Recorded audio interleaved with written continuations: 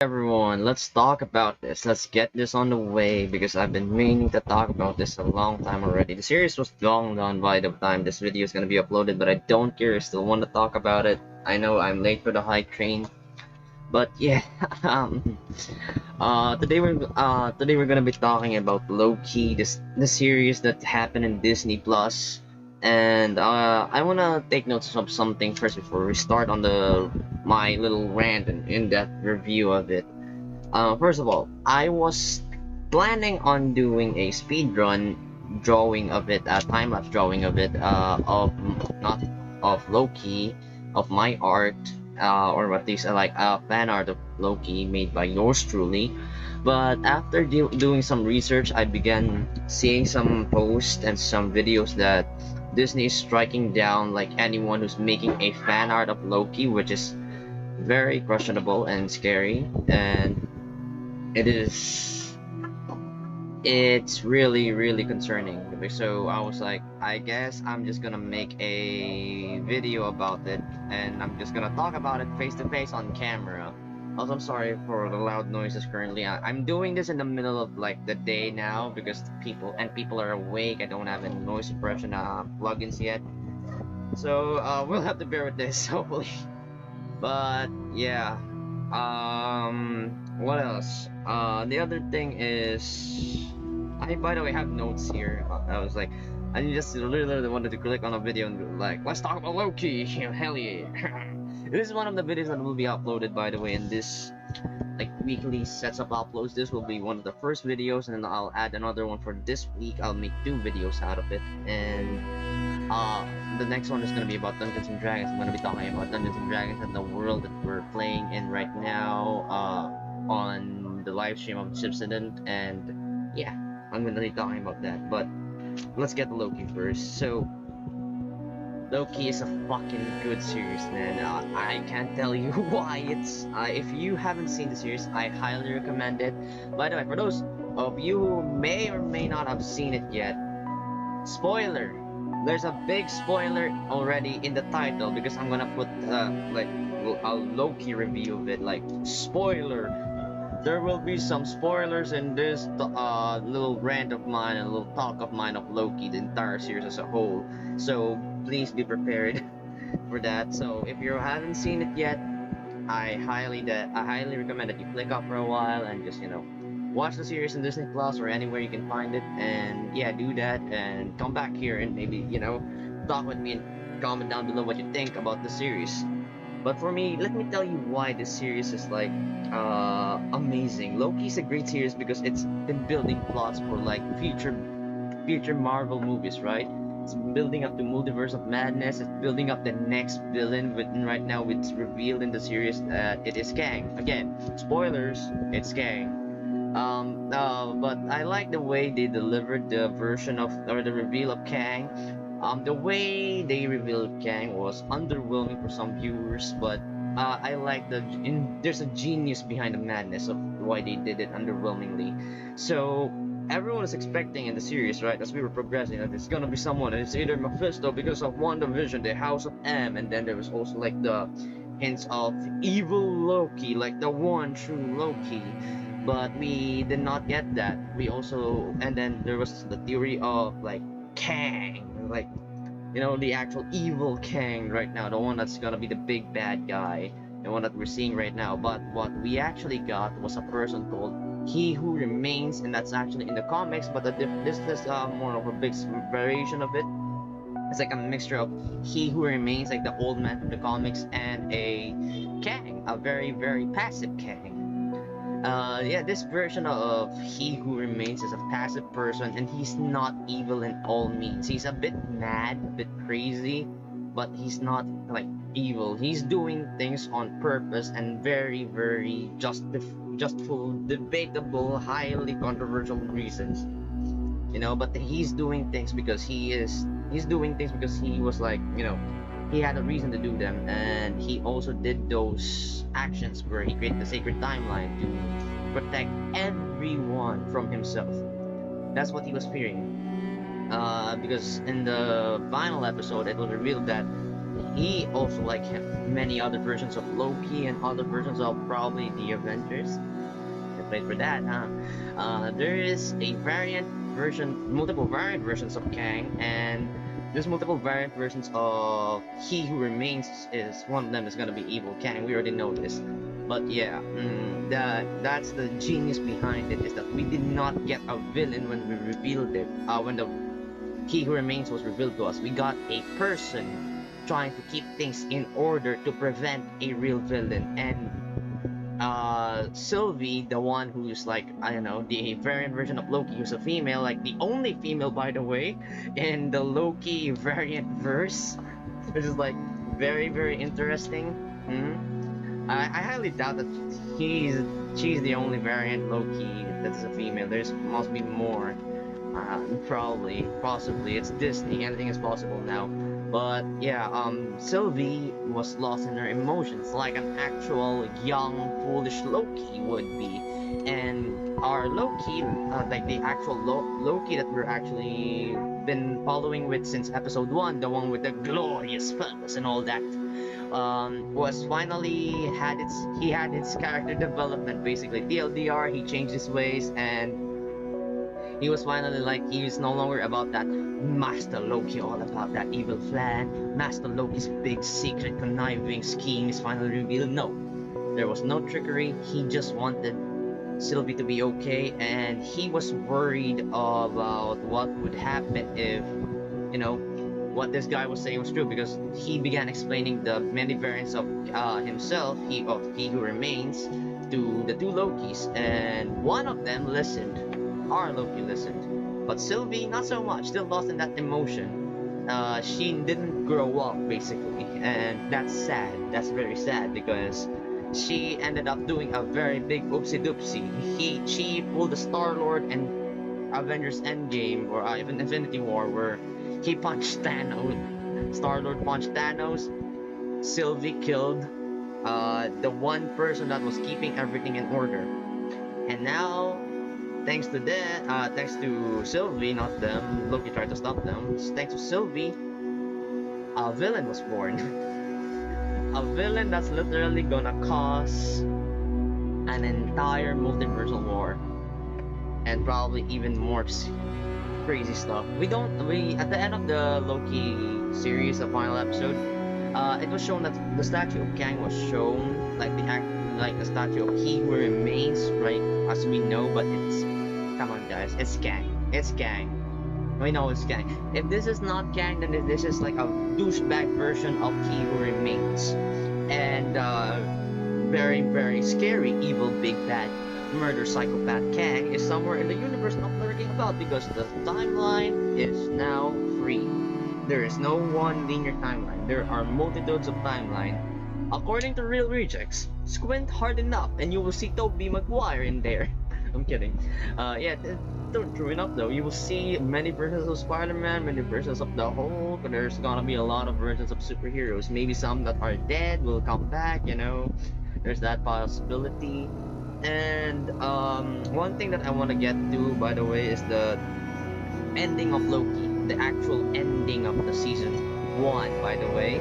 If you did not know, there's going to be a second season of that. When is it gonna come out? We have no idea. I have no idea. No one announced anything. All they said was there's gonna be a season 2 at the end. We're like, yay! What window? Is it like after Multiversal War, or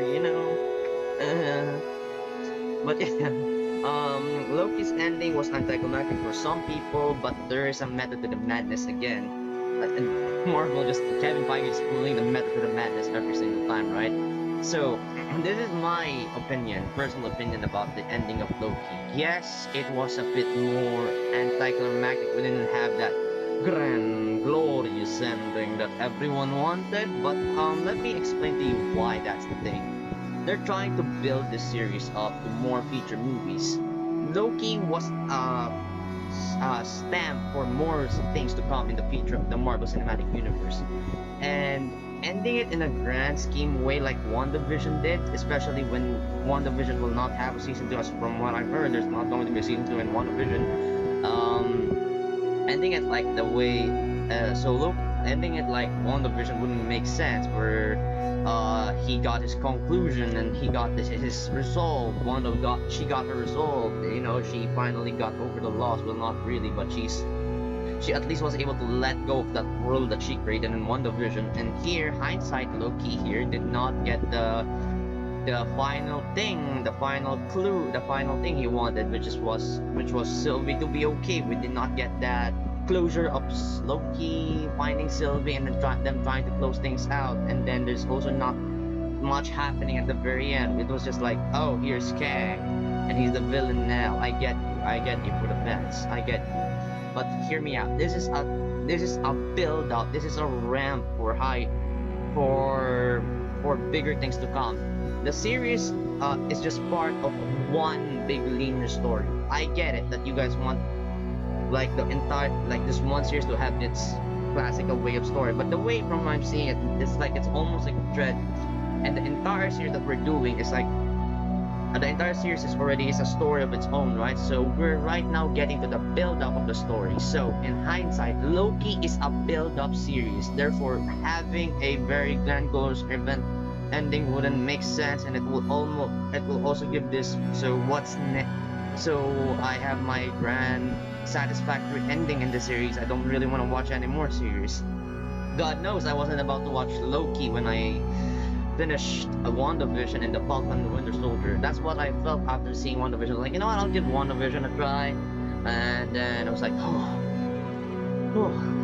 that. And then I was like, oh, Falcon and Winter Soldier, not really feeling it. I had to build myself towards it again, and then I got to see it, and I was like, good.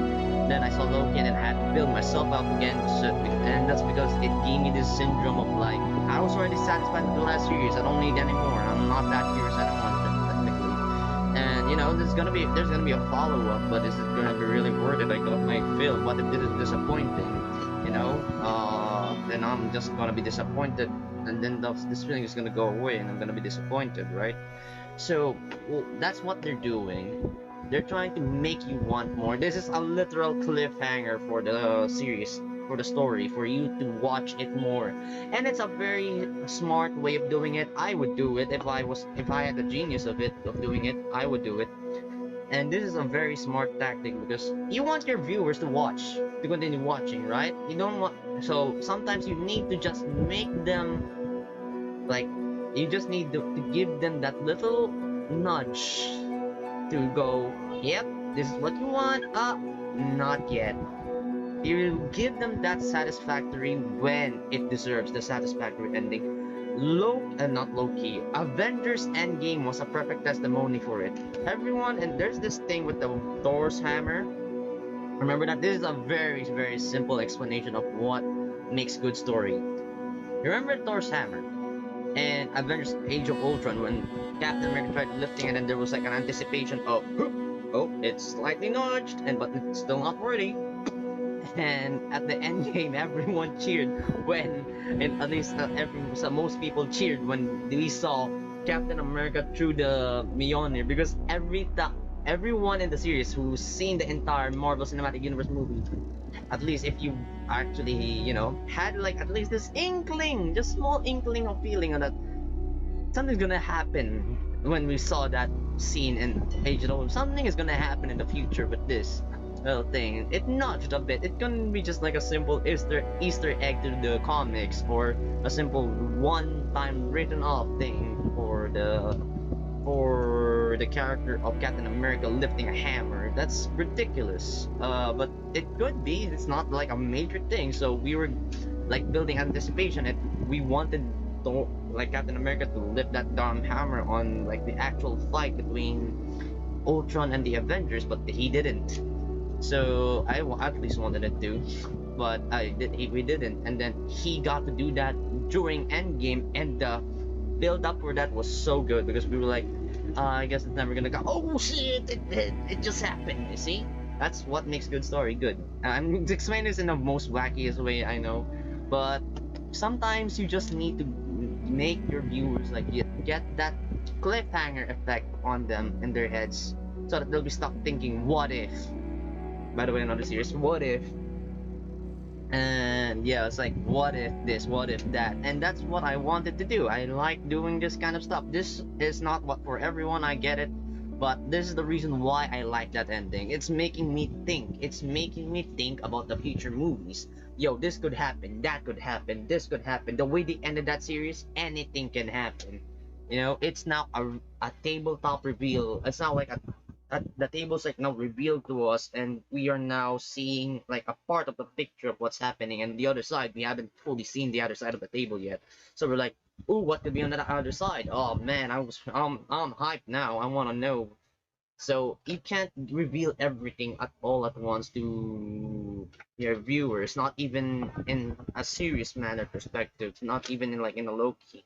Remember, Loki's gonna get a season two. What is gonna be in season two? Finding Sylvie? Then we're just gonna change. We're just gonna change that into Finding Sylvie. No, there's gonna be a lot of closure. I have a feeling that there's gonna be a lot of closure for Loki in season two. Hopefully, if they do this right, they either do this in Multiverse of Madness, but I don't recommend it. They either do this in Multiverse of Madness or in future movies. They make Loki reunite with Thor or some other version of the Avengers, or so that he can actually have like this interaction. Because we are all anticipating. Some of us are anticipating and thinking, what if this Loki met Thor? Yeah, because this version of Loki is now a dead-on honest guy. At least not a dead-on honest guy. He's now honest with his emotions and the people around him and the people he loved. And by the way, another thing that I can jump towards now, since we're talking about Loki's like emotional state and mental state right now and how he is acting. You saw that one scene where I forgot the name of the clock now. God damn it! Is it Miss Janet? God damn it! I forgot the name of the clock.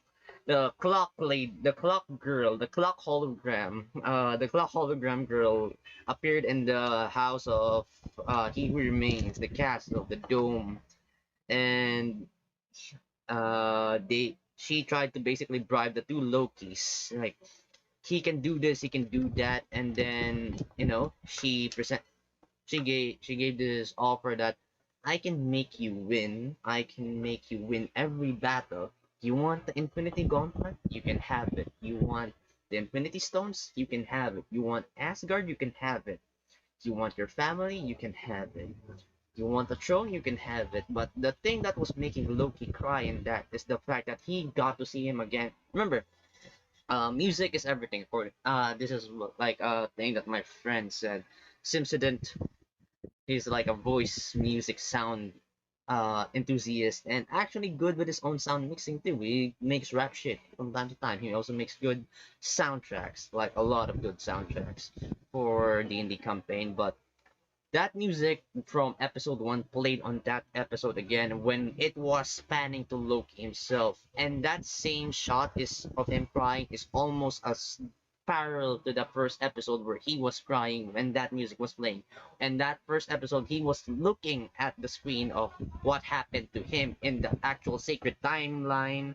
Not so sacred anymore, but we're gonna call it that, sacred timeline. And basically that's what happened. So you see him cry and you see him miss his family because in that like project should we call it a projector? In that projector we saw Loki opening up a bit by bit, and we saw the relationship of Loki and Thor, the one that we know and love, the Avengers, no, not Avengers, Thor, Thor and Loki like gaining this relationship bond, and then him dying and him seeing his mother died.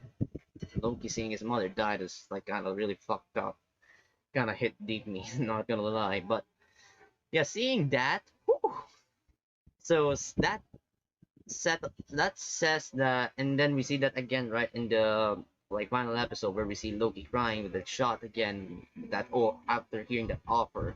It's not because he's finally gonna get all he wants. He just wants to see his brother and family and mother. I think in his head he's like going, I just want to see my mother. I know in the sacred element I fucked up, and I think I can make it right now. I've seen how much of an animal my other parents are, how much of an animal I am in terms of mischief and foolishness, and I've only trusted one person, which led to me to become a untrustworthy person in my world. And now I just want to see my brother Thor and my mother so that I can make amends with them. That's what he wants. It's so obvious that that's what he wants for me at least. He just wants to be reunited and he wants to make up for what he has done before.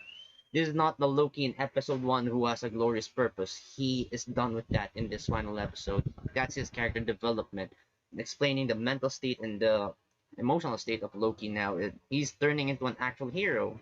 Not like an actual super Captain America, justice rightful way kind of hero, but just a type of person who's had enough with the lies and just wants to be reunited with his family, just wants Sylvie to be okay, the ones he loved to be okay. And that's great. That's really great. Like, look at this man. Look at this man right now. Like, at first, in this shot, you can see him, like, in the first episode, being this deceitful person. And, yeah. And then there's also the fact that in here, by the way, I love this first episode, like how he played this out.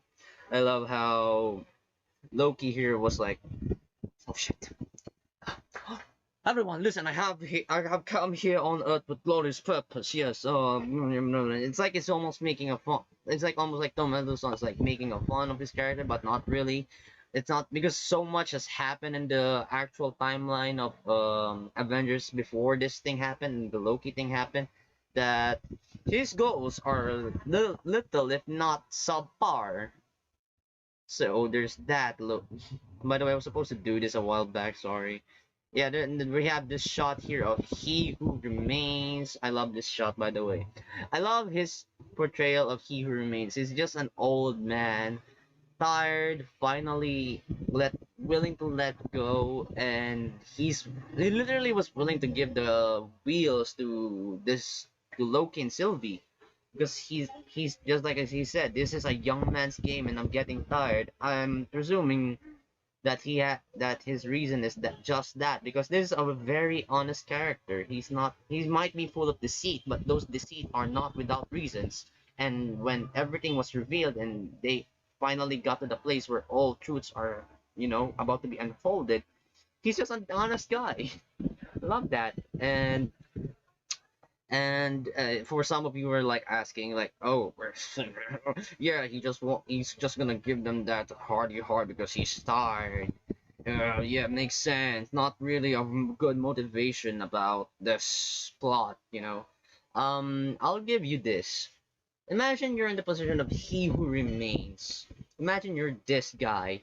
You've seen everything, you've written everything, you've literally created everything in this timeline, and everything has happened. Things you did not expect to happen, actually, things that weren't supposed to happen, but you still saw them, and you corrected them, and things that you wanted to correct and was able to correct, and things that you want made up on your own, and you saw them play as they see fit. Everything that is happening in this little world, in this little timeline, is done by you. Nothing surprises you anymore. Nothing excites you anymore. There is no thrill anymore. Imagine being that guy and he has done this for like millions of years. Like, imagine being this person. He has no more passion for what he's doing and he has no heart to it. He's just doing it to keep everyone safe. It's a responsibility. It's a literal work for him and he's tired of it. So, and he had a good reasoning to why he should let go. It's like, if you guys kill me, it's just going to reset everything and it's just going to fix itself and I'm going to be back here. A more fresher version of me, a much more reincarnated version of me, one who's probably not as tired and as weary as I, and hopefully not the evil version if you guys don't fuck up, hint hint. Or you can have it. You can have the throne. I trust the two of you. You've seen what this is all about. You've seen everything basically. Why not give it to you? Why not, right? That's this guy. That's He Who Remains, and I like that. I really like that. Some other people are not like, oh, I don't like that character. I do. I do. It has good reasons to it. It's almost like the version of Thanos, but justified actually this time. We remember how Thanos wanted to eliminate the universe because it was flawed, but he never really gave a good justification to it. But here he has a good justification. He who remains has a good justification. If he doesn't do this, more threats are gonna arise. More threats that are possibly uncontrollable and unwinnable. And he was lucky to actually discover Alliot, the one that he eats people in this time dumpster world. Yeah, but he was lucky that he was able to weaponize Alliot and actually use him as a tool to means to end the multiversal war. He was with his perseverance, he was actually able to discover that this Alliot can do this, do that, and then end the multiversal war. But now imagine, but that's his reason. I was like, where was I going with this? I was like, that's his reason, that's his justification. Unlike Thanos, who's just like, there's no balance, there's no balance. It's like Gordon Ramsay going, where's the lamb sauce, where's the lamb sauce, you know, there's no answer to it. Why did I compare it to Gordon Ramsay with the lamb sauce? God damn it. But another thing that I want to talk about is that everyone is expecting him to be the next big bad, you know? Yeah, he's probably going to be the next big bad, but he's not going to be the next ultimate evil. Now, I have my two theories. It's either going to play out as, in this scenario. The one that we are all expecting is that Kang comes out of all of this as the big bad guy, and we see a version of Kang that's ultimately evil, ultimately intellectual, much more smarter than Tony Stark, than Thanos, has more power than Thanos, and actually smarter and older and wiser, and more cunning and more cunning than Loki, and very very deceitful, and very very tactical. And that could happen. That could happen. But the way that's gonna be built up is, for me, in my opinion, is if this is gonna ever happen, is we're gonna get transition to another villain first, another big bad, which is Mephisto. Now, don't forget WandaVision. If you've seen the Easter eggs, there was a lot, and I mean a lot of House of M references and Easter eggs in there. Like there was like the M symbol in the basements. There was more theories of like what like Wanda being the witch and the book actually explaining it. There's going to be a lot. That's there's a lot in there. I forgot some of them, but basically there's like an Easter egg of House of M there, and they're just not. Again, Marvel don't do things without reason. So I believe that they're gonna present House of M first, and Mephisto is gonna be revealed as a big bad guy, and then we lead to Kang, not this guy, but Kang, the evil guy, or we can have House of M and then Kang. No, Kang and then House of M. Maybe House of M is like the big bad guy, the big final guy. Like we're being led astray by Kang here. He's like he's the big bad guy. He's gonna cause a multiversal war. Meanwhile, we released like a very very strong version of Mephisto that can break not probably dimensions and planets and timelines. That could possibly happen. Or we can have Galactus. I mean, we've been talking about a lot of cosmic war and multiversal universes. And who's the only guy that can eat universes? Right? And planets? Galactus. And, hopefully it's not going to be the Fantastic Four reiteration of it. I believe it's not going to be. It's going to be just a giant Galactus. In my that's my small theory about it. Like I believe that it's either going to be played in those three parts, or we're gonna have Galactus. These two person are just like the build up. They're like the Loki, the Ultron, and then Thanos, right?